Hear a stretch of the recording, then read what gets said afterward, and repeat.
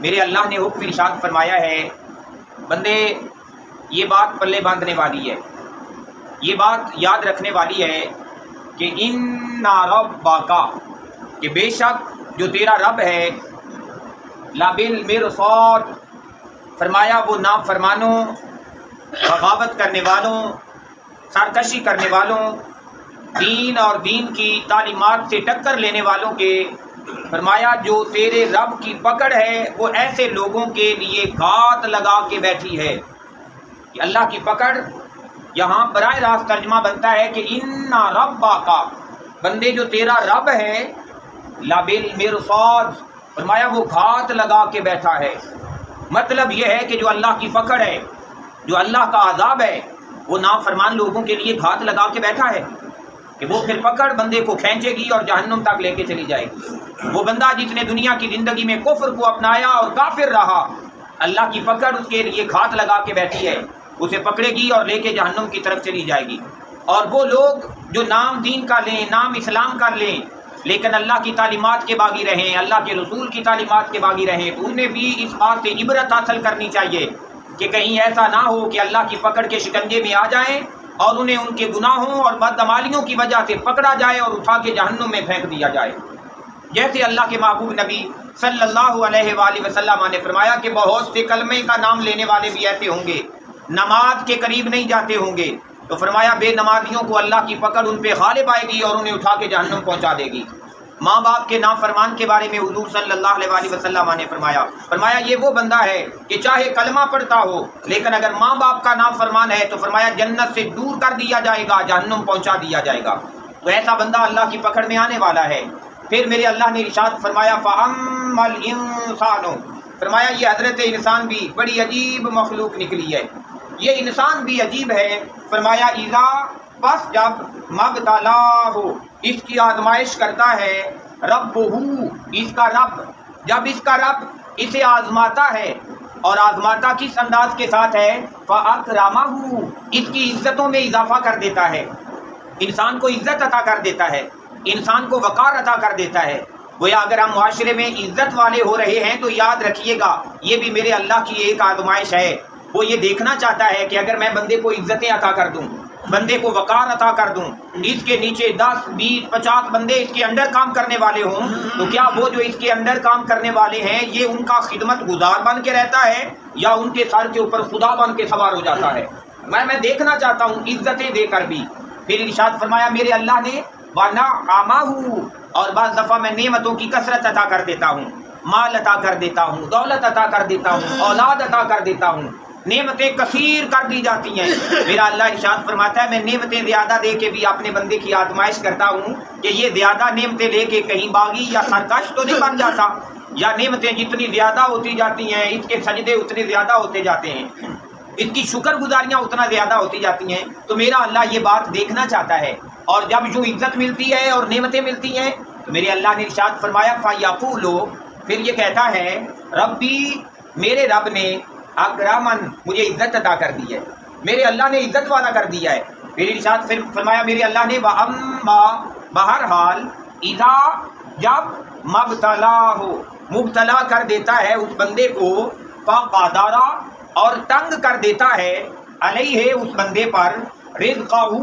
اس کے رزق کو، بندے کے اعمال کی وجہ سے، بندے کی بدعمالیوں کی وجہ سے، بندے کے کرتوتوں کی وجہ سے، نافرمانیوں کی وجہ سے، جب اس پہ رزق تنگ کر دیا جاتا ہے، اب رزق تنگ ہوا اس کی نافرمانی کی وجہ سے، رزق تنگ ہو گیا اس کے گناہوں کی وجہ سے، تو جب رزق تنگ کر دیا جاتا ہے فَيَقُولُ، پھر کہتا ہے ربی، میرے رب نے اہانن، مجھے ذلیل کر دیا ہے، میرے رب نے مجھے رسوا کر دیا ہے۔ اور جب یہ اس رسوائی کو، جو اس کے اپنے کرتوتوں کا بدلہ ہے،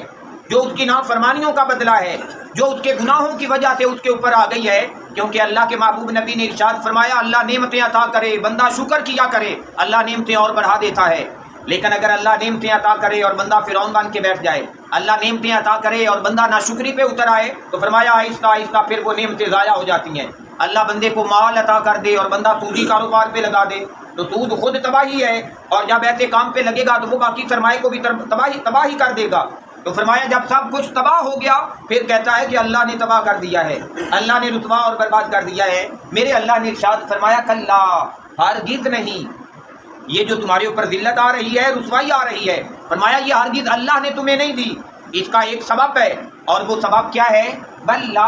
بلکہ نہیں ہو تکرمونا، تکریم کرنے والے، عزت کرنے والے، الیتیم، یتیموں کی۔ فرمایا تم اپنے معاشرے میں مال دولت اور عزت ہونے کے باوجود جب غریبوں، یتیموں، مسافروں اور مسکینوں کے حقوق پورے نہیں کرتے، تم یتیموں کے سر پہ دست شفقت نہیں رکھتے، تم یتیموں کے حقوق پورے نہیں کرتے، ان کی ضروریات کا خیال نہیں رکھتے، تو فرمایا یہ یتیموں سے اس انداز کے ساتھ بے پرواہی برتنا، فرمایا یہ بندے کی ذلت اور رسوائی کا سبب بن جاتا ہے۔ فرمایا اللہ کی وجہ سے ذلت نہیں آ گئی، یہ تمہارے اس عمل کی وجہ سے ذلت اور رسوائی تمہاری طرف لوٹ آئی ہے۔ تو پیارے بھائیو، اگر زندگی میں ہمیں بھی کبھی لگے کہ اب ذلت قریب آ رہی ہے، رسوائی قریب آ رہی ہے، ہماری طرف رزق کی تنگی قریب آ رہی ہے، تو کوشش کریں اپنے گھر اور خاندان میں دیکھیں جو یتیم ہیں ان کے ساتھ اچھا سلوک کریں، اپنے معاشرے میں دیکھیں جو یتیم ہیں ان کے ساتھ اچھا سلوک کریں، اللہ ذلت دور کر دے گا، اللہ رسوائی کو دور فرما دے گا، میرا اللہ رزق کی تنگی کو دور فرما دے گا، آپ کے رزق کے اندر کثرت بھی عطا کر دے گا، برکت بھی عطا فرما دے گا۔ پھر ارشاد فرمایا میرے اللہ نے وَلَا تَحَاضُّونَ، اور تم لوگوں کو ابھارتے بھی نہیں ہو۔ ایک بندہ ہے وہ خود کسی کو نہیں دے سکتا، پر لوگ اس کی بات سنتے ہیں، وہ دوسروں کو موٹیویٹ کر دے کہ یار فلاں بندے کو ضرورت ہے، فلاں غریب ہے، فلاں یتیم بندہ ہے، اس بندے نے موٹیویٹ کیا، اگلے بندے نے یتیم کی مدد کر دی۔ آقا علیہ الصلوۃ والسلام نے فرمایا دوہرا اجر تقسیم ہونے کا وقت آ گیا ہے۔ فرمایا جس نے غریب کی خدمت کی اللہ اسے بھی اجر عطا کرے گا، اور جس نے درمیان میں موٹیویٹ کیا اللہ تعالیٰ اس کو بھی اجر اور ثواب عطا فرما دے گا۔ فرمایا تم ابھارتے بھی نہیں ہو اللہ اس بات پر طعام المسکین، کہ مسکینوں کو کھانا کھلایا جائے، مسکینوں کی ضروریات پوری کی جائیں۔ پھر میرے اللہ نے ارشاد فرمایا وَتَأْكُلُونَ، اور تم کھاتے ہو التُّرَاثَ، وراثت کا مال، أَكْلًا لَمًّا، سارے کا سارا اکٹھا کر کے ختم کر جانا چاہتے ہو۔ حتی الامکان کوشش ہے کہ بہنیں حصہ معاف ہی کر دیں تو بہنوں کو حصہ نہ دینا پڑے، حتی الامکان کوشش ہوتی ہے کہ جو سلسلہ اب ماں کے نام لگنے والا ہے، ماں کمزور ہو گئی ہے، بوڑھی ہو گئی ہے، اب اگر کچھ حصہ ماں کے نام لگ جائے گا، اس کا ایک بات اگلی بندے کے دن میں آ جاتی ہے کہ کل، کیونکہ اگر آج وراثت تقسیم ہو رہی ہے، بہنوں کو اس کا حق مل رہا ہے، بھائیوں کو ان کا حق مل رہا ہے، جو ماں ہے اسے اس کا حق مل رہا ہے، لیکن بندہ سوچ لیتا ہے کہ اگر آج ماں کے نام کو چیز لگ گئی، کل کو والدہ صاحبہ نے بھی تو انتقال کرنا ہے، تو جب والدہ صاحبہ انتقال کریں گی ان کی پراپتی پھر تقسیم ہوگی، پھر بہنوں کی طرف بھی کچھ چلا جائے گا، بھائیوں کی طرف بھی چلا جائے گا، تو بڑے بیٹے کی خواہش ہوتی ہے کہ یار آج جو ماما کے نام لگنا ہے وہ میرے ہی نام لگ جائے، تو گویا جو چکر دے کے یوں لوگوں کو وراثت کے حق سے محروم کر دیتے ہیں، دوسروں کو ان کا وراثت کا حق نہیں دیتے۔ میرے اللہ نے ارشاد فرمایا یہ جو جمع کر کے اکٹھی کر کے وراثت خود ہی ہڑپ کر جانا چاہتے ہو، یہ بھی ذلت اور رسوائی کا سبب ہے۔ اس وجہ سے میرے اللہ نے جس کا حصہ جتنا مخصوص کیا ہے اسے اس کا حصہ اتنا ضرور دینا چاہیے۔ ہمارے معاشرے میں ہمیشہ ایک بات کرتے ہیں اور بھائی ہی بات کرتے ہیں کہ بہنوں نے خوشی سے اپنا حصہ معاف کر دیا ہے۔ آپ نے آج تک کوئی بھائی ایسا نہیں دیکھا ہوگا جس نے خوشی سے کہا ہو کہ باپ کی جائیداد میں سے میں کچھ نہیں لیتا، بہنوں کو سب کچھ دے دیا جائے۔ بھائی خوشی سے معاف نہیں کرتے، بہنوں سے ہی معاف کرواتے ہیں خوشی سے، اور یقیناً یہ ظلم ہے، یہ زیادتی ہے۔ اور یہ بھی یاد رکھیے گا جو حقدار کا حق ہے جو اللہ نے مخصوص کیا ہے اسے دیے بغیر ویسے ہی اسے معاف کروانا یہ شرعاً جائز ہی نہیں ہے۔ اگر معاف کروانا بھی ہے تو پہلے بہنوں کا حصہ یا جس کا بھی حصہ ہے نکالیں، اس کے ہاتھ پہ رکھیں۔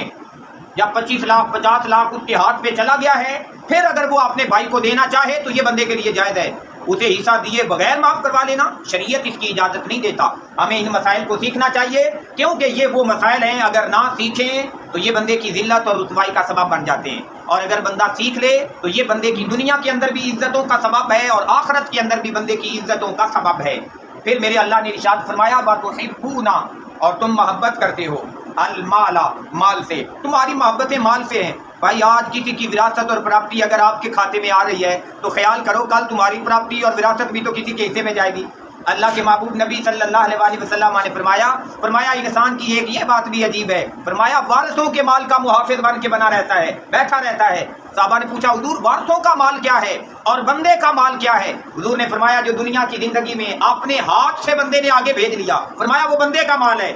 فرمایا جسے جمع کرتا رہا اور چھوڑ کے مر گیا وہ سارے کا سارا وارثوں کا مال ہے۔ اس وجہ سے اپنے مال کا وارث بنیں، اپنے ہاتھ سے صدقہ کریں، اپنے ہاتھ سے خیرات کریں، اپنے ہاتھ سے نیکی کے کاموں میں لگائیں، وہ مال آپ کا مال ہوگا دنیا کے اندر بھی اور آخرت کے اندر بھی۔ فرمایا تم محبت کرتے ہو مال سے حبا جما، اور یہ محبت بڑی شدید محبت ہے جو اسے گن گن کر رکھنے اور اکٹھے کرنے کی ہے۔ اللہ تبارک و تعالیٰ سے دعا ہے کہ ہمارا حقیقی مال جو آخرت میں کام آنے والا ہے وہ نیکی ہے، وہ تقویٰ ہے، وہ طہارت ہے، وہ صدقہ ہے، وہ خیرات ہے، وہ نیکی کے کاموں پہ لگا ہوا مال ہے۔ تو اللہ تعالیٰ سے دعا ہے کہ میرا اللہ ہمیں اس دنیا کی زندگی میں میرا اللہ عزت دے کے اپنائے، پھر بھی عزت دے کے آزمائے میرا اللہ پھر بھی ہمیں گردن جھکانے کی ہی توفیق دے، اور اگر کبھی حالات ہمیں لگے کہ مشکل آ جائیں، پھر میرا اللہ ہمیں اپنے گناہوں کی توبہ کرنے کی توفیق عطا فرمائے۔